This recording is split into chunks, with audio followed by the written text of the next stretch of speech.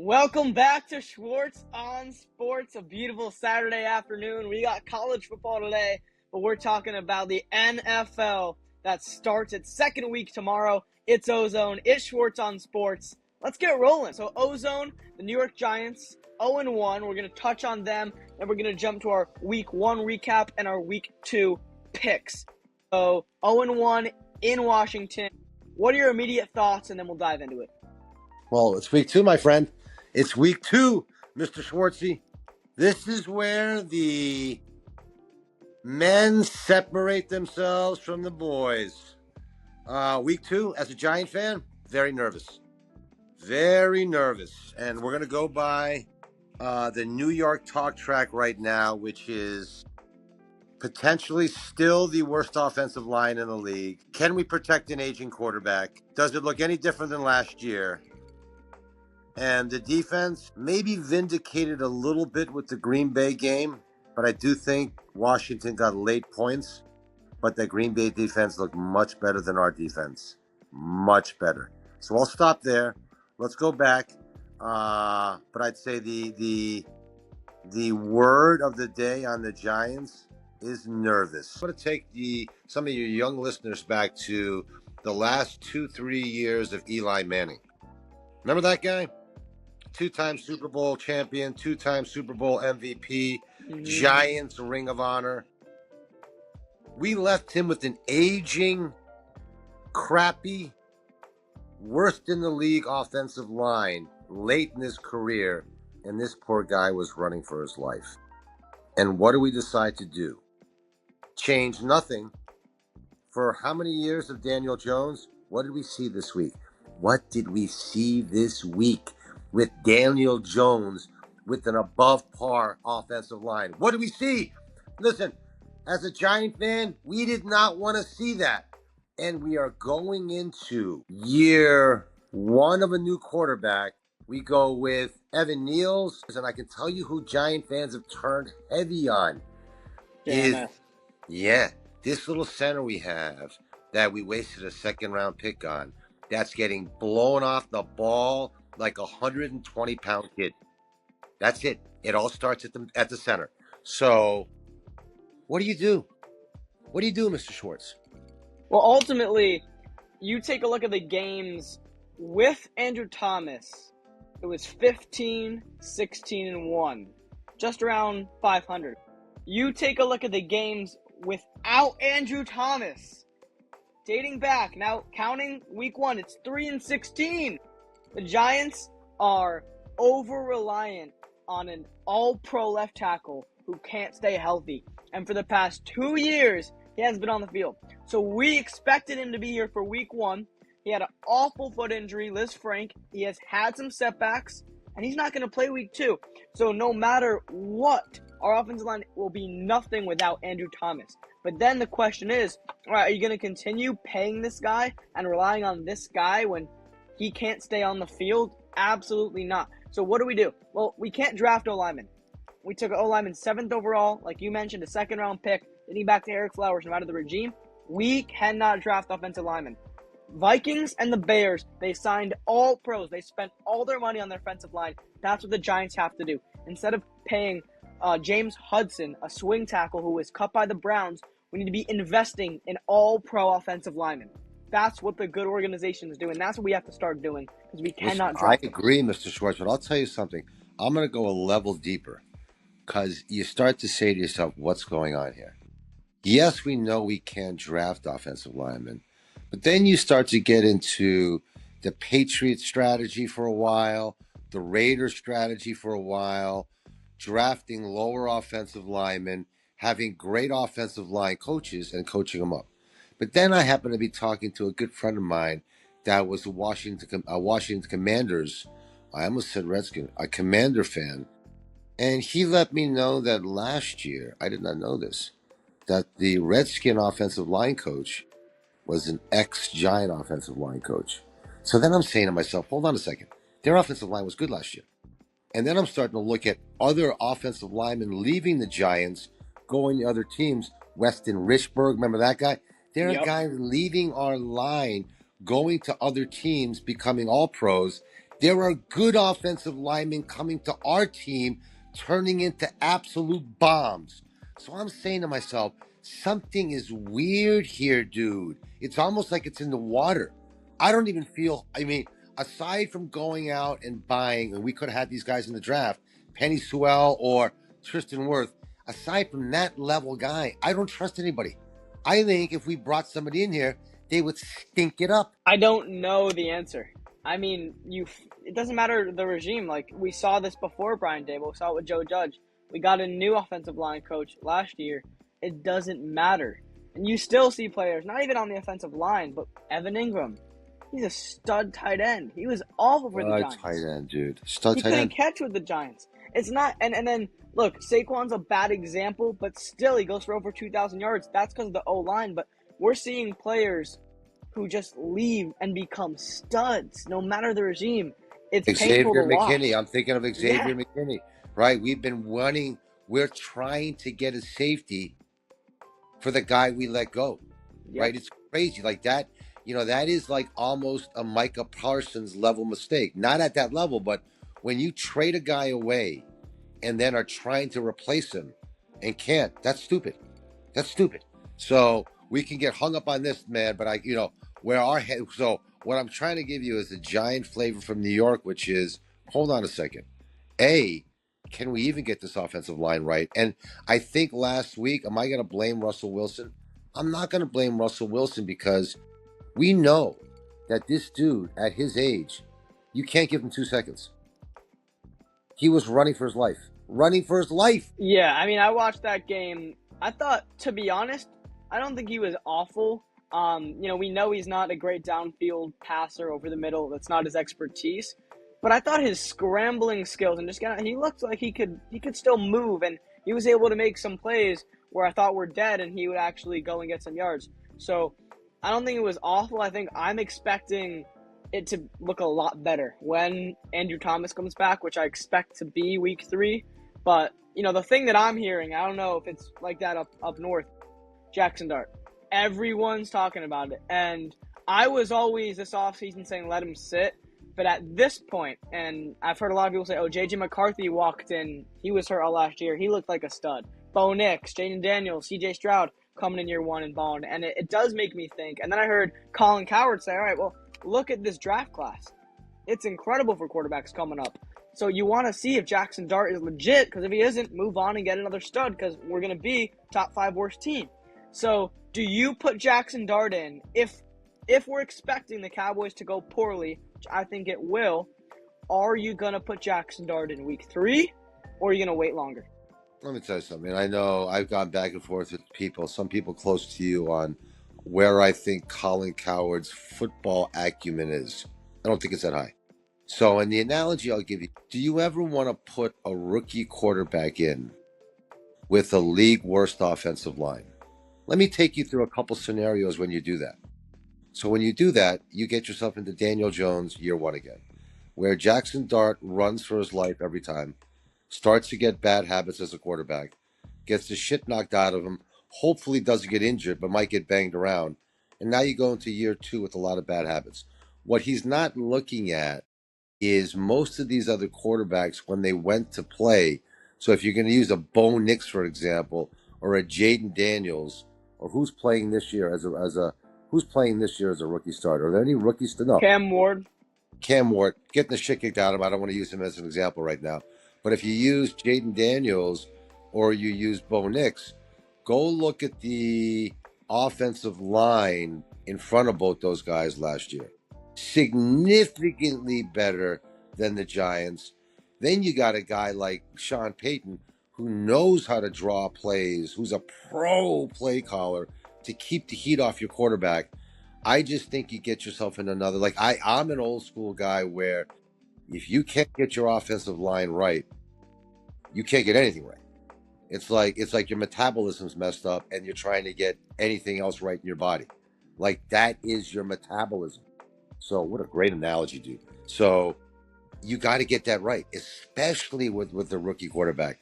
So the New York wave has gone down the road of, actually, no, that offensive line has looked so bad You almost want to put Jackson Dart on ice this year.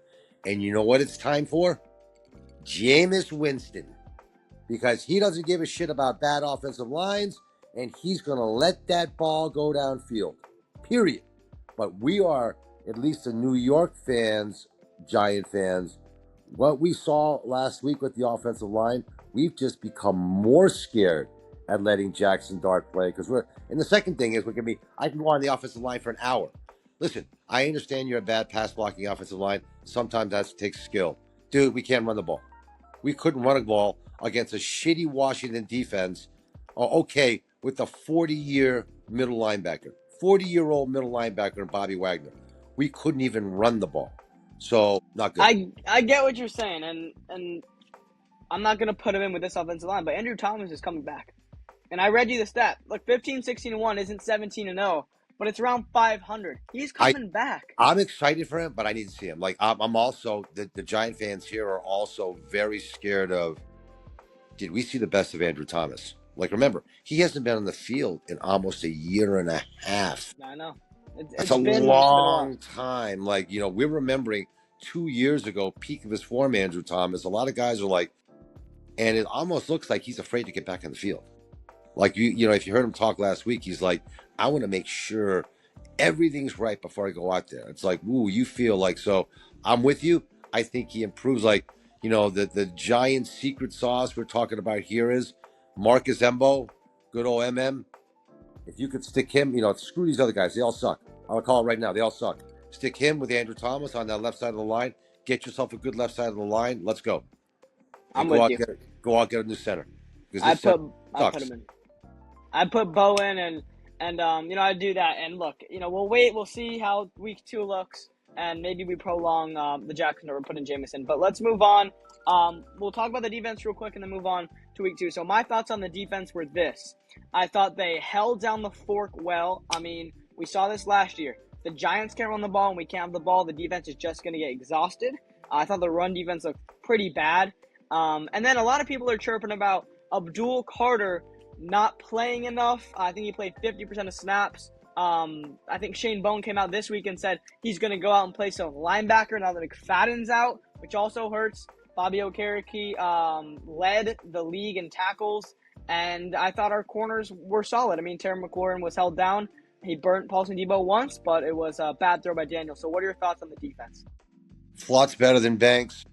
I'm not that bad at the defense. I think, I don't like Bowen. I'll be out there. I think he's a C defensive coordinator, period. So you're dealing with a C defensive coordinator. Overall, listen, when you lose one of your starting linebackers first series of the game, it's going to throw the whole game off. So I give them credit for actually holding down the fort. I think Flott is better than Banks. I'm done with that now. You can trade Banks, cut him from the team. I hate that kid. Safeties got burnt a little bit. I didn't like what I saw from Holland. I'm worried Holland may not be that safety I thought. Listen, there's a reason Miami let him go, right? If he's that good, is he? Put it this way: is he Xavier McKinney? No, he's not. Burns is a monster, right? Yeah. You and I knew coming in, Burns is looking to be that leader on the defense. I think, given him captain, he was a monster. Thibodeau, okay, but I'm kind of with you. I kind of like, in a perfect scenario, you're sticking 51 in for McFadden. McFadden blitzed a lot. He's going to blitz better. I think that could work. But again, I give it, like, if I'm going to give the offense, D minus F last week, F. That's an F. If I get the defensive grade, I'm going to give it a B minus. Held in there. Okay, so, F to B minus. There you go. Yeah, I'd give you C plus, B minus. Same story for me. My thoughts on Kayvon before we move on. Kayvon Thibodeau is a average edge. Compare him to Brian Burns. Brian Burns got to the passer twice. He got 2 sacks. Kayvon Thibodeau had a half a sack, mainly because of Abdul Carter. The issue, though, is this. If you're going to have Kayvon above Abdul Carter on the depth chart, Abdul Carter is going to get way less time, and who's the better player? We think it's Abdul Carter, right? And what's going to happen is, right now, Kayvon doesn't have high trade value, but he's locked down next year. Then he's up for a contract, and you're going to let him walk. So I think we could see a Kayvon trade down the line next year. But let's move on. So week 2 is coming up. I want to touch on week 1. Bills, Ravens. What were your thoughts? Amazing game. Josh Allen is in my eyes, it's why he got the MVP, right? I don't think your listening audience could name one or two other players on that offense aside from James Cook, right? And look what he does. And same Baltimore problem as ever, defense stinks, right? Defense stinks. And I don't want to say Lamar Jackson chokes, but I'll take you to they have the ball. They need 15 yards. It's third down, end of the game. He goes for a 3rd and 8 completion, right? So it's a typical, like, he's a great quarterback. When the play has to be made, he doesn't make the right play. Josh Allen's going to get a first down there. Yeah, I heard a comparison. Josh Allen is like Nikola Jokic, right? He doesn't have the best team, but no matter what game, he's always going to be in it because he is the best player in the league. And you saw that. It was over. He came back, and he literally looked like Nikola Jokic out there. Nobody could stop him. We saw Caleb Williams go 10 for 10 on the scripted plays with Ben Johnson. After that, it might have been 10 of 23. He looked like the same old Caleb Williams. Can Ben Johnson save the Bears? And what are your thoughts on how McCarthy looked in that fourth quarter? Big trouble around the Bears. I put a flashing red light on him. Old school guys like Troy Aikman, I love him, calls out stuff like this. I put him in a bad character quarterback, and I go to the pregame when they got it there. They were interviewing Caleb in the pregame, and Troy caught this. And Caleb's exact response was, I'll run the offense until I have to be Superman. And when I have to be Superman, I'll put on the cape. And then I go back to college when he had a tough game, ran into the stands, and cried to mommy. Okay? I can promise you J.J. McCarthy's never done that. He's not J.J. McCarthy. I would take J.J. McCarthy 500 times in a row over him. I don't want to say he's a high-talent loser, but he's close to getting bucketed in that. Big time. Big time. J.J. McCarthy's the exact opposite. What I saw in that game, I was actually calling 2 friends of mine. I saw the potential birth of the next great quarterback. Really? Because I would say more than anything, what you can tell is his leadership skills are off the charts. He has the locker room won as a 23-year-old that didn't even play last year. So he's a weird mix of super smart, super humble, super well-spoken. He's going to be a stud. Yeah, and he's got Kevin O'Connell, arguably one of the best offensive coaches. So that's a bright future. I can make an argument he's the best. Like, I don't know how the league is missing how good this guy is. Coach of the year last year. I mean, he's a very good coach. And you can make an argument if he does a good job this year with McCarthy, he could literally make a vote for coach of the league again. Yeah, I agree. I mean, right now I'd take Andy Reid, Sean Payton, and that might be it. Because I don't know if I'd take Harbaugh and Pete over this offensive guru. It seriously might be. Listen, that's a very good debate. At this point in their careers, I could make an argument I take him over Andy Reid just because what I've seen him do with quarterbacks alone is jaw-dropping. He's literally 3 for 3. He's fucking 3 for 3. Like, that's unbelievable. And a big 3 for 3. He's a great guy. Sean Payton, I will love. Sean Payton's about a Parcells disciple, and all you got to do is see what he's doing in Denver. I would say that team could win the Super Bowl in a couple of years. So he's the top 3 coach. They're going to be legit. I'll take you through 2 more before we get to week 2. Cowboys, Eagles. My thoughts were the Cowboys are not going to be that bad. You said this before. You were right. The Cowboys are not going to be that bad. And I know Jalen Carter went out, but A.J. Brown, 1 target. Adoree Jackson's one of their starting quarters. If you remember, the Giants cut him. Something just doesn't feel right with that Eagles secondary. I don't know if they're going to be back in the Super Bowl. I think the Packers are better. It's interesting. I mean, I wouldn't even take either. I don't think either are going to be Super Bowl. If I was going to look at teams right now and we'll get the picks, I put my money on a Buffalo Green Bay Super Bowl right now. I put my money on a Buffalo Green Bay Super Bowl, which I think would be absolutely amazing. Would be absolutely amazing. But you're 100%. Nice call, kid. You know your stuff. Adoree Jackson, listen, they knew that because you watch that game. Dallas went after Adoree Jackson right off the bat and burnt him on every play. He sucks. Listen, I don't like him. I think you nailed it. I think if I looked at that game, Cowboys better than I thought, Eagles not as good as I thought, which should give the Giants hope because I think quickly I can make an argument Washington may be the best team in the division, but now they have a ton of injuries, so they actually could be nicked back. It's frustrating as a Giant fan. I don't want to go back to negative Giant guy, but if we could just get our shit together, we could do something. Like the teams aren't great. This isn't the NFC West. Nope. Exactly. All right, last one. I think it's an important one. It might have been the second best game or third best game. Steelers-Jets. Justin Fields looked rejuvenated. He looked absolutely raw. I mean, he was making sidearm passes. He was hitting Garrett Wilson for deep passes. I've never seen him look that way. I thought the Jets offensively were able to run the ball without Elijah Vera-Tucker. Defensively, there's obviously issues, but Aaron Rodgers looked like an absolute weapon out there. DK Metcalf, I mean, they look scary. I'm surprised you led with the Jets. Like, listen, I think I was listening to Coward. I happened to listen to Coward on that, and a couple guys. And a lot of guys are like, Justin Fields is going to come back to the pack. I think Justin Fields is a great kid. I'm hoping for the best for him. Like, I think he's got a raw deal. The Steeler defense did look mysteriously off. Like, that's not a Steeler defense. But I'm glad you said that. Again, I know you might not. You're a little young. You could talk to your father about, because 2015 is the time you want to talk about. You're a little young for that. People forget the dominance of Aaron Rodgers.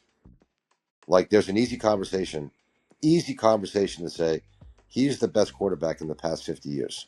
I know Peyton Manning and Tom Brady have more titles and are regarded higher, but there's never in the history of football been somebody that can throw the ball like Aaron Rodgers. It's like a laser out of his arm. Not even Mahomes in his prime. Dude, he's scary.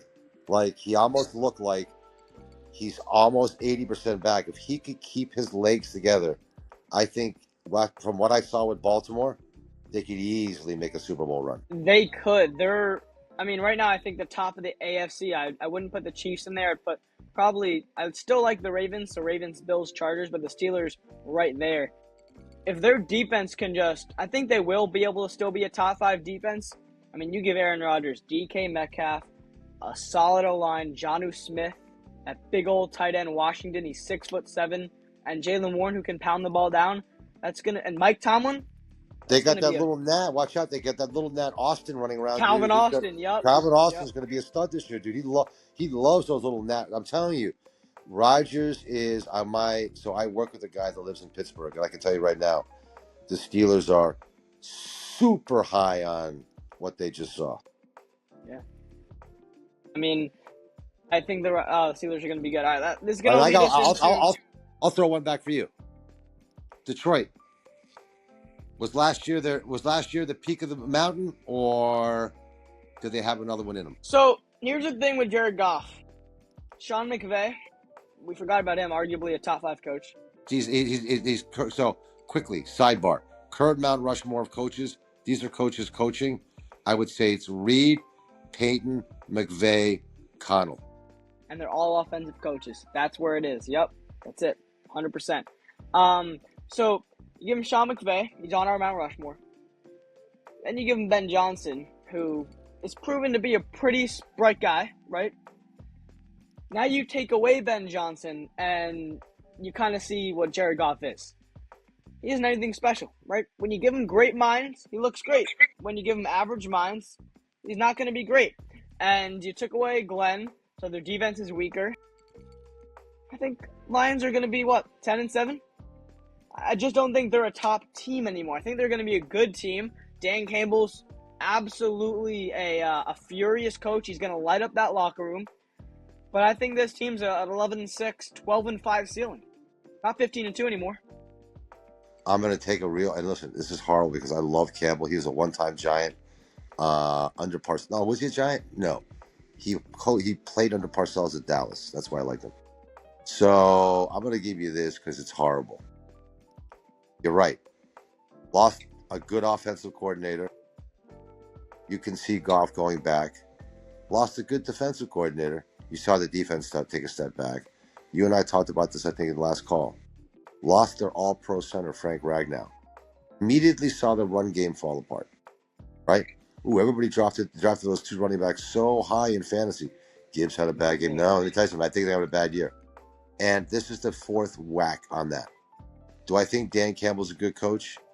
Coach, C-. Motivator, A+. Follow me? Great motivator coaches have to have good positional coaches under them, right? Yeah. You have to have that tree, right?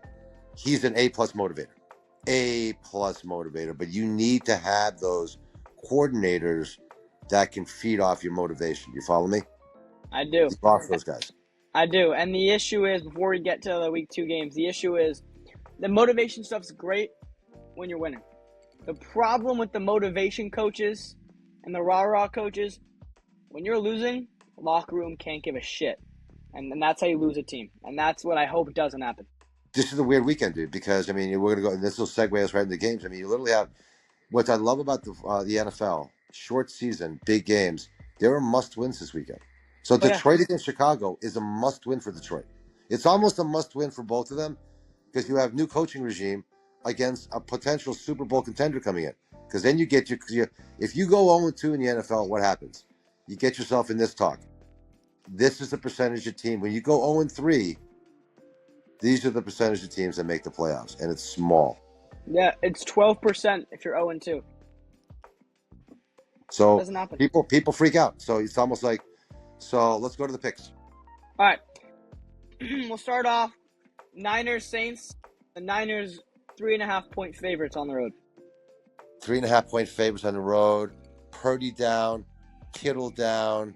I'm taking the Saints at home. Give me the Niners. I love it. McCaffrey. I mean, Mac Jones is a game manager. Okay. I'll take the Niners to cover that. Jaguars at Bengals. The Bengals 3.5-point favorites. I'm riding the Bengals early on must win. They did everything they had to get themselves going.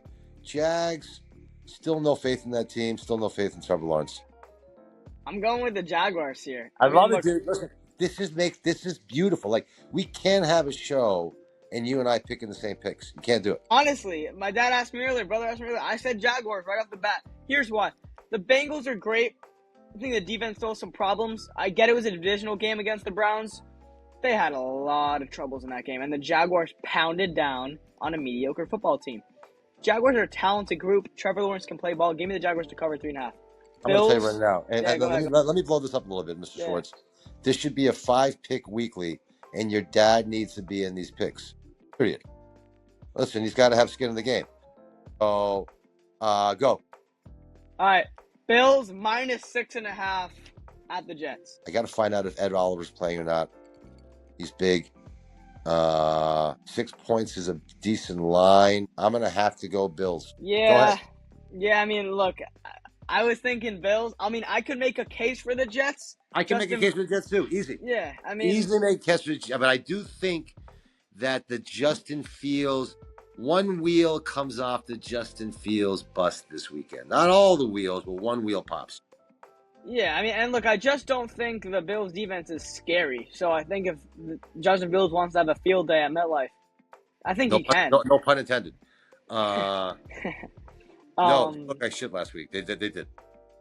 So yeah, I mean, I'll take the Bills too, but I wouldn't be surprised at all. All right, here we go. Giants at Cowboys, minus 5.5. This is going to sound horrible because I'm in multiple leagues, and I used to take the Giants all the time because I'm a Giant fan. But you know what? I made a conscious decision this year. I'm not taking the Giants on any spread because they've killed me so much and lost me so much money. So until they win, and again, any listener out there, you have to understand, I bleed blue, but I like the color of green money. So I am going to take the Cowboys. I do not see a world where the Giants cover. Without Andrew Thomas. Dude, it kills me. And you nailed it, and you're smart for bringing it up. Without Thomas, we have no chance. I don't even know if I would take them with Thomas at this point, just because I've lost so much confidence in Dable's play calling ability during the game. But still, I'm gonna go. I hate to say it. I'm gonna go with the Cowboys. Oh, And look, that's why I take CeeDee Lamb in fantasy, because I'm happy either way. If he does great, all right, at least he's on my fantasy team. But yeah, give me the Cowboys here. Pains me to say it, but I mean their offense looks freaking scary against the Eagles. All right, they beat it for you. Yeah. And the yeah. other thing is, we may see Paul Adebo. He may not look like a great defensive back after this weekend. He may get torched. If CeeDee Lamb doesn't have two CeeDee Lamb's touchdowns, also angry, dude. He's angry he's because mad. he dropped two. He's super angry. I mean, I'm hearing this everywhere. I don't know if you are on social media, everywhere. They're saying CeeDee Lamb is pissed off. So if he doesn't at least have two touchdowns, you got to give flowers to Paulson Adebo. All right, Patriots at Dolphins. Both teams 0-1. Oh my God, Dolphins are favored. You're picking the disaster game of the day, huh? Well, who's favored right now? -1.5 Dolphins. I can tell you right now, and I know you're down in Miami, and I hope you don't have any Miami listeners. I know you have Miami listeners. I don't think there was a team that's looked worse ever coming out of that first. Listen, I'm surprised McDaniel didn't get fired after that game. I got to take the Patriots. Looks like, I mean, you tell me, dude, you're down in Miami. It looks like he lost that team. You know what? I was actually quite optimistic coming into the year. You know, I convinced myself, look, Devon Achane, Jalen Waddle, Tyreek Hill, they got a few studs on defense. I know Bradley Chubb can play. I really thought they were going to beat the Colts. I really thought. And then I saw 33-8. I'm completely off the Dolphins. I mean, McDaniels, he is on the hot seat more than any coach. He might get fired, before Let me ask you week 5? something. If they have I'll up the flame. If they get blown out by the Patriots at home, does he get fired? I would. Because the rumor is the defense gave up on him. And it looks like Tyreek Hill's given up on him. So you're literally losing the locker room, dude. Yeah, and here's the problem with coaches like McDaniels. It goes back to the motivator thing. He's a corny guy. He's kind of a nerd, which I don't mind. He walks around with $500,000 watch, gold glasses. That if you're not winning, no one buys into that. That's the problem with these type of coaches. So the locker room is gone. And Tyreek, he's like neighbors. He's like all the wide receivers. He gets noisy, and that's not noise you want to have. So he could get noisy, dude. I like that term. He gets very noisy. Dude, remember what happened to him last year before the playoff game? He got busted by the side of the road. Remember that whole thing? Yep. I mean, dude, come on, you know. Now, as an old Giant fan, what would happen if that happened on Coach Tom Coughlin's teams? You would have been scolded for hours. More than that. I mean, it's just, I'm pretty sure in a press conference, we'll move on, but I'm pretty sure in a press conference, McDaniels was saying players were coming in late. I mean, there's just no respect there. So Miami's just a really, really bad situation. I'll take the Patriots too. Vrabel's complete opposite. No one's messing around. I'm going all day with the Patriots in that game. I think I'll call this the potential McDaniel blowout game. Watch it. Could get fired next week. I like that. All right. Here's the game we're talking about. Bears at Lions. Lions are favored -6.5. It's a huge line. You almost have to figure, I look at this and say, who's got more to lose if you lose this game? Because both have a lot to lose. I think it's Detroit. I agree. I think if Detroit loses, Super Bowl season being questioned, also coaching ability being questioned. Hey, you lost your 2 coaches, now you're on 2. Do you even know what you're doing? Right? So I'm going to have to take, it's a tight one, man. I'm going to have to take Detroit because, it's a closer game you think. You know how it goes, right? Home team gets 3, so they don't really think this is going to be a big game. It's really a favored by 3 game, right? So they don't think Detroit's going to blow them out. But listen, I'm worried because I also think Chicago is going to come out with, think about it, Ben Johnson's going to have that team so fired up to beat Detroit. But I mean, easy, I'm going to go with Detroit. Those are good picks. I'm going to go with Detroit. Make sure you get these same picks from your dad so we have them all on the ledger. Yeah, I mean, I'm Bears. I'm Bears here. The Bears never should have lost that game. They were up. Their defense was hitting hard. Ben Johnson, from what you could tell when Caleb Williams was scripted, he's a smart dude. the Caleb Williams part, look, that's going to take time. I don't know if you can fix it, but I think the Bears are going to cover at least in this game. You said it yourself. Ben Johnson is going to want to kill Detroit in this game. And Detroit, look, Detroit's limping right now, right? They're hurting. So they need it, but I think they need it more, but I think the Bears are going to cover the spread here. I like your take. Listen, I tell you, and if that does happen, that Detroit defense is in a lot of trouble. If Ben Johnson comes and picks them apart, then that defense is in a lot of trouble. I mean, Ben Johnson was just there last year. I mean, he knows that team pretty well. Granted, they have new coordinators. All right, we got the Rams on the road in Tennessee. Rams are going to be favored 5.5. Tennessee looks like they have a tough defense. 5.5 in Tennessee. I still don't think Cam Ward can score. So I've got to go Rams. Until he shows me he can score, I got to go Rams. I love the Rams in this one.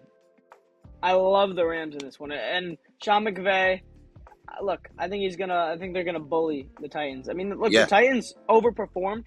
They did overperform, but the offensive line in Tennessee, the receivers, did you see the receivers? Couldn't catch anything. Cam Ward was putting it in their hands, and on crucial plays, Calvin Ridley, all the guys were dropping the ball. I'm taking the Rams to cover. Ram defense is sick too. Ram defense is one of my under the radar, could be a really good defense in this league. Young, fast, nasty. Yes, they had the defense rookie of the year last year. They have studs. All right, Browns, who handled it pretty well. Look, I call the Browns a better functioning Giants. I'll get in front of this already, kid. Cover. I'm taking the Browns to cover. Yeah, I would agree on that one. I mean, the Browns, like I said, they're better functioning Giants. Flacco is better functioning than Wilson. I think they have a nice receiver. They got a good D-line. They got a way better coach. The Browns, look, Joe Flacco took this team to be, 11-6 2 years ago? Give me the Browns to cover, 11.5. I like that. I think and those matchups are always nasty. Yeah, divisional games, you don't ever want to touch those. Seahawks in Pittsburgh. Steelers are favored -3.5. I saw somebody take Seahawks in this game, and I'm like, do you realize that's a ballsy take? I got to take, listen, now you're asking me to bet Sam Darnold against Aaron Rodgers at home. Give me Aaron Rodgers at home all day long. I think the Steelers are going to win this game, but I could see it being 20-20. I'm taking the Seahawks to cover. Okay, I like that. Yep. All right, Panthers on the road in Arizona. This game is crappy. I don't think anyone's watching it. Cardinals are favored -6.5. Crappy game. Cardinals had a kind of a gutsy win last week. Panthers look like crap again, dude. Like, they looked good at the end of last season. Now it looks like they went backwards. So I gotta take the Cardinals. Yeah, I mean, this game is weird. I'll go Panthers because, like you said, I like what I saw at the end of last year. I think Jacksonville's better. They were on the road. Bryce Young is going into a dome. Cardinals defense isn't that good. And 6.5 points, that's a lot. That's a lot. That's a lot. That's a lot of points. It's a lot. It is a lot of points. I mean, it's a lot of points. It's my whole rationale of taking Cleveland. Like, anything double-digit line, I'll probably go the other way unless it's extenuating circumstance. I'll stick with my pick. All right, this one is going to be a fun one. We're going to really see if Daniel Jones is Indianapolis Jones. Broncos travel to Indy in this one as 1.5-point favorites. I mean, come on. I'm going to ride Denver, and I feel bad for Daniel Jones because I heard somebody else say it. Like, this is the wrong defense for him to face week 2. Like, I think if he could have, faced a couple other crappy defenses, got his mojo going, and then got Denver, week 10. What's that? Patrick Surtain? All right. Dude, let me tell you something. He's by far the best. So, there's no passes. They're going to take that, out of the Tyler Warren out of the game.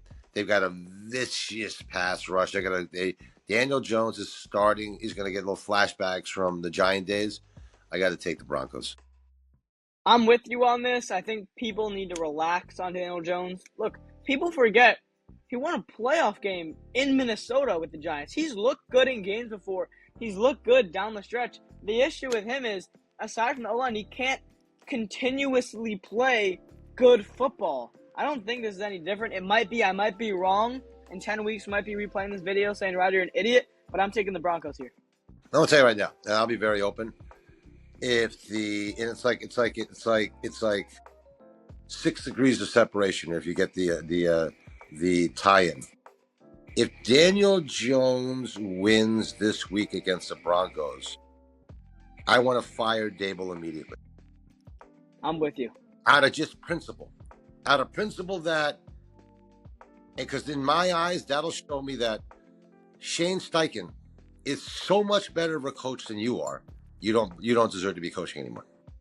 And I don't know if Shane Steichen's that great of a coach, but I would 100% do that, but I doubt that's happening. I highly doubt Daniel Jones is going to come out and score in every possession. I think the Dolphins might just be that bad, and we did not expect that at all. my only thing that's making me think there's like a 5% chance in that is the combination of, is this Colt defense better than I thought? They could be tougher than I thought. I don't know. I don't know if 1 week. I don't know if Miami just is that bad, but they throttled you guys. And then I'm saying to myself, okay, did I ever think Bo Nix was Jaden Daniels? No. Did I think he completely overperformed last year? Yes. Do I think there's a conversation to say Bo Nix has a sophomore slump? Yes, I do. Remember, he was not like, he completely performed above all expectations. I never thought he is an A-plus quarterback. I just thought that Sean Payton did magic with him. Sometimes that magic wears off. So all seed this week will tell me a lot. Yeah. One last thing before we move. I never thought Bo Nix was a stud, but I don't care. Look at Kevin O'Connell, what he did with Joshua Dobbs. You give Sean Payton a quarterback, he's going to make him look better. And I think that's going to continue, but we'll see what happens. Eagles, this is a Super Bowl rematch in Arrowhead this time. Eagles minus 1.5 on the road in Kansas City, 425. It's a good one. Well, now you go to must-wins, right? Like this is where you have like week 2 must-wins. Like Kansas City is painting themselves into, can they go 0-2 in that division? With the Chargers probably going to go 2-0. The Raiders probably might have a good chance of going 2-0. So this is one of those weird games where I can tell you Reed was completely embarrassed by the way that team played. You can tell. They almost have to win, but they look like shit. They have no Xavier Worthy. On the flip side, Philly didn't look that great, but they do get Carter back. I think that'll boost the defense. It's a tough one. What's the line in this? Minus 1.5 Philly. I'm going to have to take Philly just because how badly it's like I don't see KC much better than they were in the Super Bowl. They're actually worse. They don't have Worthy. I know. I mean, look, the problem with the Chiefs, everyone before the season was saying, all right, is the dynasty over? Is the dynasty over? And I said this. I said, no, it's not over yet. But if the Chiefs don't evolve, meaning bring in new weapons, get a new tight end because Travis Kelce's old, and revamp their defense, especially the line, then it is over. Because the Chiefs, look at the Chiefs. Travis Kelce is a shell of himself. They're riding on the coattail of Steve Spagnuolo, who is an elite defensive coordinator. Chris Jones is older. And ever since Tyreek Hill left, they bring in these receivers, Juju Smith-Schuster. They get these guys in the draft who are speedy, quick. These aren't 1A receivers. They're just not. So if they don't evolve and get new players in, I think they could be over. And now you have no Xavier Worthy, no Rashee Rice. Who is it? They have another guy, but it's Juju Smith-Schuster and some other guy. So look, Patrick Mahomes is a stud. I don't think they can do it. This is why, think about what you just said. This is why I'm like, got to understand what Josh Allen's doing. Josh Allen is doing it with no talent. He might have less talent than that. Like Dalton Kincaid, dude. He's got who's receivers? Coleman's still a rookie. You can't even name his receivers. No. They're a bunch of nobodies, dude. And here's my other thing. It's like I look at them and I'm like, I don't know if the defense is that bad. I'll tell you what shocked me the most on the Chiefs this year. I thought Pacheco would come back from the injury and they'd have a running game. He's not back. He's not the same back. So now, and you saw that clear against the Chargers. Like, he's just not the same. So now you're like, they don't even have a running game. Like, there's rumor they're going to start going to Hunt again this week. So if they're going to go to Hunt, they have no running game. Hunt, that means that's 2 yards, 3 yards to carry. That's what's killing that team. Like, they can't play action. Like, that was what made Mahomes so good, is they could play action, and then you get those bombs down the field to Tyreek Hill or down the seam. They can't do that. So, yeah, I mean, yada, yada, yada, I'm taking the Eagles. Yeah, and I'm excited to see this one because I think Andy Reid, Patrick Mahomes, they might muster something up here, but I'm going to take the Eagles. It's going to be a tough environment, though. Let's not kid ourselves. I just want to ask you this one question, quick sidebar. It's been bugging me. And I was thinking about it. If Patrick Mahomes, from the start of their careers, which places would Josh Allen and Andy Reid, how many Super Bowls would Patrick Mahomes have, and how many Super Bowls would Josh Allen have? Would Pat still have 3? Would Josh still have 0? No, you got to figure Josh would have a couple. You may be, I don't know if it'd be 3-3. I could make an argument that I think if it was flipped, I think Josh would have beat Philly last year. Right? I just think Josh he's a tougher quarterback to play defense against. Like, he does, in my eyes, everything Mahomes does, but a little better. He runs better and can be more dominant on the run. His arm is just as good as Mahomes, but can actually throw the ball farther. Right? I just think he had to refine his game more. Mahomes was refined quicker by Andy Reid. But I think if you threw them, I think it's because I think they're so close. Now, if you told me Lamar Jackson, that's a different quarterback. He's such a different quarterback. But I think Mahomes, that comparison, in my eyes, they're very much alike. Just Allen's a bigger version of him. Yeah. I mean, it was really tough for me to think about it. I mean, would Mahomes – I don't know if Mahomes would have any. I mean, you got to remember, Andy Reid is a genius. And look, what situation has Josh Allen been dealt? I mean, I don't think Sean McDermott is that good of a coach. I mean, look, and like you said, the talent, I seriously think probably not just because you said he had to refine his game. Remember, Josh Allen didn't become Josh Allen until a couple years ago, but Josh Allen he might have multiple Super Bowls, and Patrick Mahomes, I don't know if he'd have any. I mean, it's a good question. You think of the big players he's played. He's played one big player his whole career. It's Stephon Diggs. I mean, his running backs behind him now. Cooks are good, but for years he was running with Devin Singletary was his fucking lead. Yeah, Devin Free. He's a bench player on the Giants. I mean, that's how good of a run. Devin Singletary's lead back. His tight ends are okay, right? I mean, the best receiving core he had was Diggs and Gabe Davis. But Gabe Davis, I mean, everyone was like, Gabe, and just to show you how much Josh Allen elevated Gabe Davis's game, people are like, Gabe Davis is great. Gabe Davis is a free agent. He can't find a team. That's how great. So if he was that great, he'd be on another team. Yeah, right? I think you hit that on point. I mean, you can't name the players. And look, Patrick Mahomes has had a lot more talent. But look, it's all speculative, but it's definitely a question that keeps me up at night for sure. Well, I mean, it's a comparative.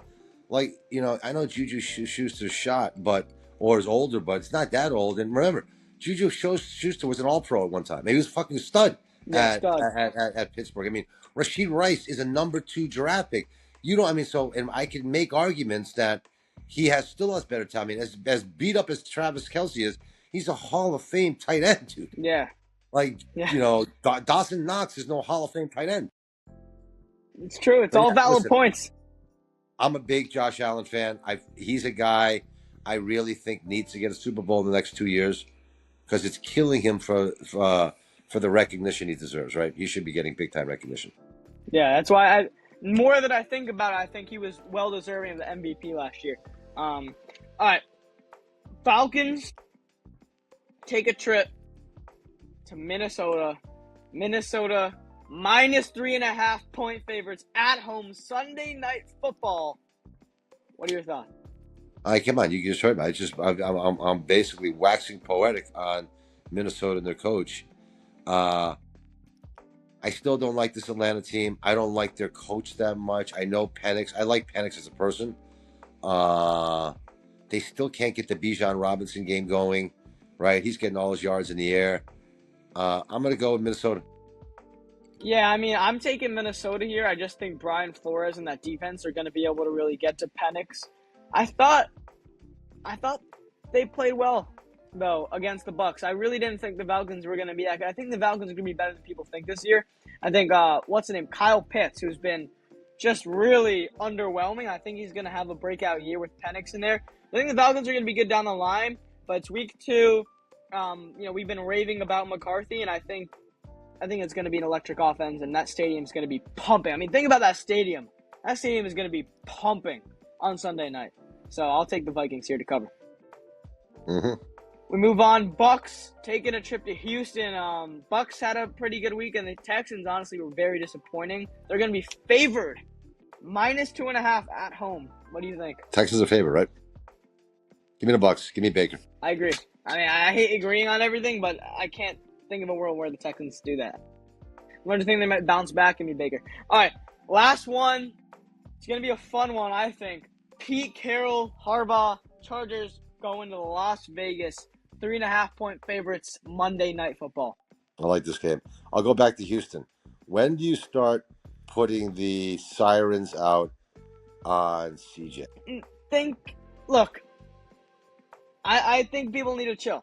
I wouldn't put sirens out on him just yet. I mean, yes, was he less good last year? He won a playoff game. I mean, he went to the divisional round. Look, Tank Dell's hurt. Nico Collins didn't do great, but he's a still pretty good receiver. I mean, look, Nick Chubb is old and is injury prone and just came off an awful injury. Where's Mixon? Is Mixon coming back? I think he's hurt right now. So look, it's not like talent galore on that Texans offense. The Rams are a good team. I wouldn't panic anytime soon. I like that. Way to rationalize. Okay. He has not had the, let's call it, ascent like you're seeing a Jaden Daniels, right? Oh, like yeah. his drop-off's been pretty big. All right, last game. This is like the young, new stud coach against, and not really young, but new to the league, against the old, wily veteran. That's such a tough one. Why did I think that the Raiders play the Redskins this week? No, Redskins played Thursday night, but I mean that's gonna be right. Yeah, that's right. That's the following week. Yeah, that's the following week. Okay, so, dude, let me tell you something. I've made a history of not betting against Pete Carroll because Pete Carroll comes up big in big games. He just does. Like, you remember we talked about Dan Campbell? Like, Pete Carroll's that weird combination of great coach and great motivator. Yes, like, yes. He does them both. He is, and part of me also felt like Justin Herbert. We know Justin Herbert. Do I think he's going to look that good 2 games in a row? No. What's the line? 3.5. Raiders by 3.5? No. Chargers by 3.5. Chargers. Give me the Raiders. All right, so we started off. Give me the Raiders. Look, I mean, I'm taking the Raiders too. I think Brock Bowers might be questionable. I think that's the status right now. Could be wrong. If he plays, I mean, he's the best tight end in football, hands down. Ashton Genty, look, the O-line stinks. Ashton Genty couldn't do what he wanted, but he's still a, top 5 pick? I think he was taken 5th overall. He's still a stud back. Pete Carroll is Pete Carroll. And look, at home, I mean, like you said, are the Chargers going to come out and just manhandle the Raiders? I don't think so. Jacoby Myers can play football. They got a pretty good defense. Jacoby Myers can play football. Yeah. And dude, I'm sorry, people are still like Geno. Geno does not suck. Geno's a pretty good quarterback, dude. He's a well-functioning quarterback who can make a couple plays. Look, for me, there's Geno Smith a top 10 quarterback in this league? I'd say he's right on. Here's one. Who do you take, Geno or Dak Prescott right now? Gosh. Oh, that's a tough one, dude. Gosh. All right, well, it's tough because Dak's injury prone and is he older? He might be a couple years. I mean, I think Dak's going to probably have better numbers, but I tell you right now, at this point of their career, it's a tight one, dude. I might go Geno. Geno's 2 years older. So. Oh, no. Okay. I'll go Dak. Okay, Dak. Oh, shit. Yeah. But still, it's a tough one because, look, Geno isn't he's not a Mahomes. He's probably not top 8, but he can make plays when he needs to. He can make plays, and he throws a good long ball. Yes. I mean, and that people forget, dude, Max Crosby is vicious. He is vicious. I mean, so that team is not to be overlooked. They beat the Patriots, who, give Patriots credit, they turned it around.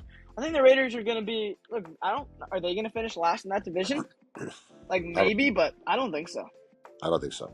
I mean, it's going to be a fun one, though. All right, well, any last questions? Or No, that was a good wrap-up. That was a really good Week 2 wrap-up, or Week 1 wrap-up. Week 2, let's call it line call. No, that's good, man. Yeah. Good stuff. I like it. All right, thank you for tuning in to Schwartz on Sports Ozone. Back at it again. Let's go, Giants. Yes, sir.